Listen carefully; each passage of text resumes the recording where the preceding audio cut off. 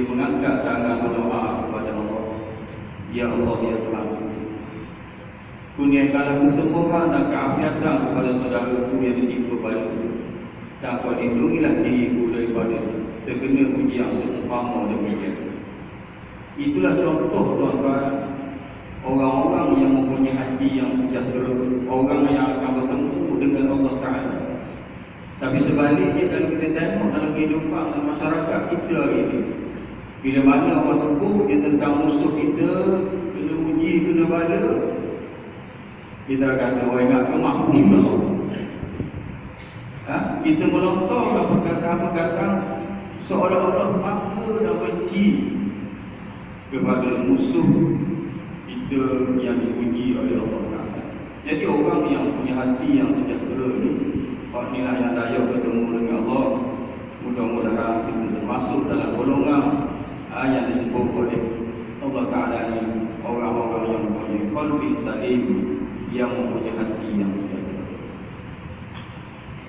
Secara ringkasnya, tuan-tuan, dalam tazkirah ataupun kuliah maghrib ni, saya dah mengajak diri saya serta para hadirin, tuan-tuan, kita merenung beberapa kalimah, yakni perkataan-perkataan yang didatangkan oleh Imam Al-Ghazali sebagai contoh, yang dinakalkan oleh Syahid Hasan Al-Banna. Di antara tugas, fungsi dan tanggungjawab kita sebagai seorang individu Muslim ketika berada di dunia. Kita kena faham ini. Tanpa kita mengenali dan memahami, maka kita akan hancur dalam kehidupan ini. Di antaranya apa yang disebut oleh Imam Ghazali, yang pertama-tama sekali dalam kewajipan kita sebagai seorang individu Muslim ni, mestilah seseorang itu dia mempunyai salimul aqidah. Dia mempunyai akidah yang sempurna, akidah yang betul, yang disebut oleh Nabi ma'ana alaihi wa ashabi. Apa yang aku buat, para sahabat aku laksanakan itu, yang disebut sebagai akidah Ahlussunnah wal Jamaah. Tuan-tuan muslimin dan muslimat yang rahmati Allah, dalam 17 rakaat sehari semalam kita sembahyang, lalu kita perasan kita sentiasa berdoa kepada Allah, memohon agar Tuhan kurniakan kita kepada jalan yang betul, jalan yang lurus, yang selalu kita sebut ihdinas siratal mustaqim. Kurniakanlah, tunjukkanlah kepada kami jalan yang lurus, jalan yang betul, yakni minan nabiyyin wa siddiqin wa syuhada wa sholihin, jalan yang telah dilalui oleh para nabi, orang-orang mati syahid, orang saleh, sahabat, orang baik-baik ni. Kemudian kita sebut di belakang ghairil maghdubi alaihim waladdallin, bukan jalan orang-orang yang kaum murtad dan bukan orang-orang sesat, tuan-tuan. Tapi dalam kehidupan kita ni, kalau kita tengok, kebanyakan kita memilih jalan untuk jadi sesat. Kita pilih jalan untuk jadi sesat. Sebab apa? Di antara jalan yang melepaskan daripada kesesatan disebut sebagai menuju kepada majlis ilmu. Man salaka tariqan yaltamisu fihi minal ilm, sahalallahu lahu tariqan ilal jannah.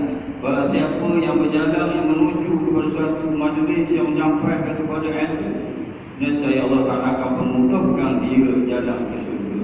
Hari ini kita tengok kampung kita beribu orang. Tapi yang hadir ke rumah Allah nak dengar kuliah, nak dengar orang mengajar ni, tuan-tuan, Allah mungkin 1/10. Itu pun kemungkinan. Kalau mari semua makan di masjid ini 5 tingkat. Jadi sebab itulah kita yang memilih jalan kita ke mana hala tuju kita. Jadi sebab itulah kebanyakan masyarakat di akhir zaman dia tidak mengerti dan memahami apa itu sebagai akidah yang sejahtera, akidah yang boleh menyelamatkan kita daripada huru-hara, daripada azab api neraka Allah Ta'ala. Kalau kita belajar di dalam tasawuf Islam, tuan-tuan, di dalam tasawuf Islam, dalam buku gambar rajah Islam, akidah dia merupakan asas perkara nombor 1 yang diambil kira. Kemudian dia melibatkan syariat dan juga akhlak. 3 benda asas ataupun dasar yang akan diambil kira sebelum seseorang melakukan peribadatan.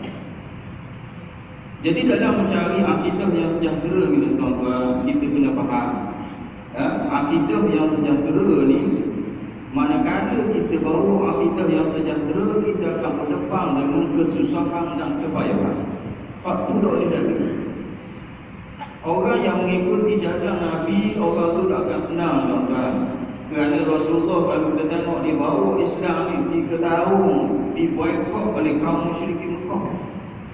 Sehingga tinggal di lereng-lereng bukit, tak ada makan, tak ada minum, habis keputusan makanan, sehingga kaum musyrikin Mekah sendiri yang keluar di waktu malam, yang pikul perempuan gandum, pikul syair, beri pertolongan kepada puak-puak Islam. Dan kalau kita kata kita ikut cara Nabi, akidah yang sejahtera, kita duduk dalam keadaan kaya raya, senang lenang, bermain, berseronok, berhibur, itu bukan cara. Kerana orang yang menjalani jalan akhirat, orang yang membawa akidah yang sejahtera ini dibagi alaihi musyuqqah walakin a'das. Di atas mereka itu kepayahan dan kesusahan, dan dia akan mengalami perjalanan masa yang panjang untuk mencapai kemenangan dan kejayaan. Jadi kita kena faham mencari akidah